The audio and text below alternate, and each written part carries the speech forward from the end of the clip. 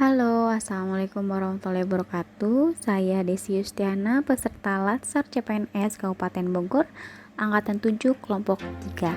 Di sini, saya ingin menyampaikan hasil analisis isu dan gagasan kreatif untuk mewujudkan smart governance di RSUD Luiliang.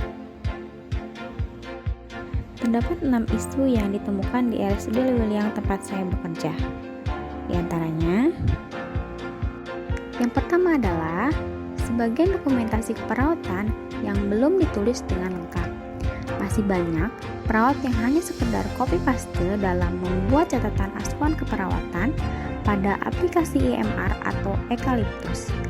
Hal ini akan berdampak kepada pasien dan tenaga kesehatan yang berada di dalam pelayanan tersebut, karena dokumentasi keperawatan merupakan salah satu bentuk komunikasi antar tenaga kesehatan mengenai kondisi dan masalah kesehatan pasien.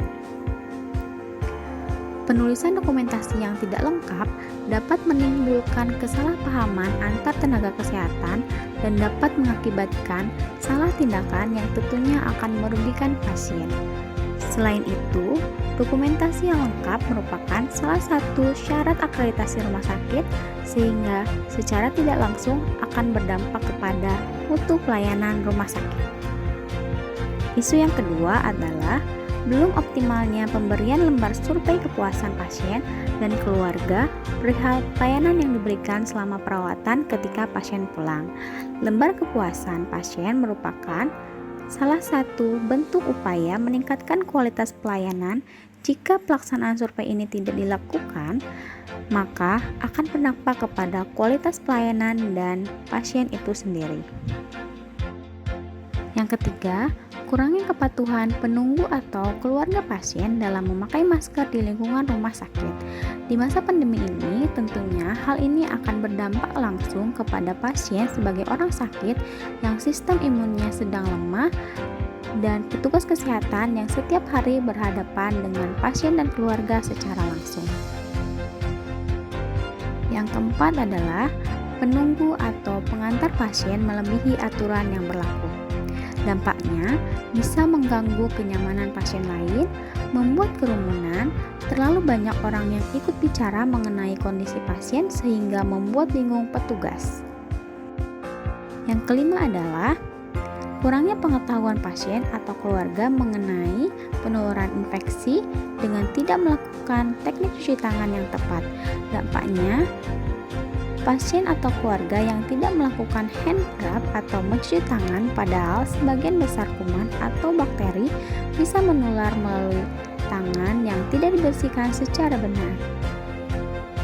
Isu yang terakhir adalah kurangnya media pembelajaran seperti leaflet atau poster untuk melakukan pendidikan kesehatan kepada pasien dan keluarga, contohnya media kesehatan tentang diare pada anak dan bagaimana penanganannya untuk di rumah. Hal ini menyebabkan pasien atau keluarga selama perawatan maupun pasca perawatan sering kurang mengerti bagaimana cara supaya tidak menyebabkan infeksi berulang atau diare berulang.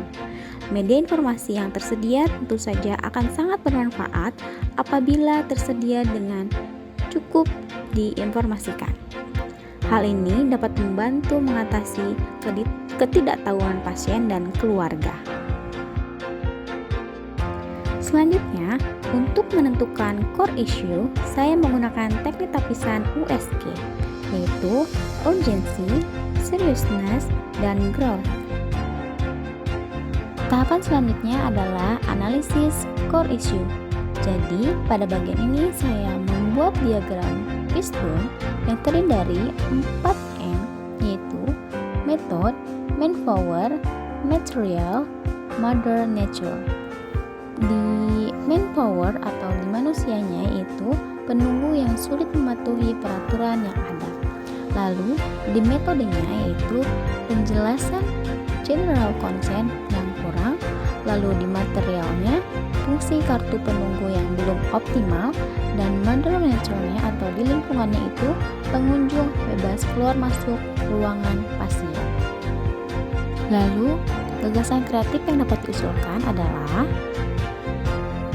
Yang pertama, meningkatkan penjelasan general consent dengan menekankan jumlah penunggu yang diperbolehkan rumah sakit.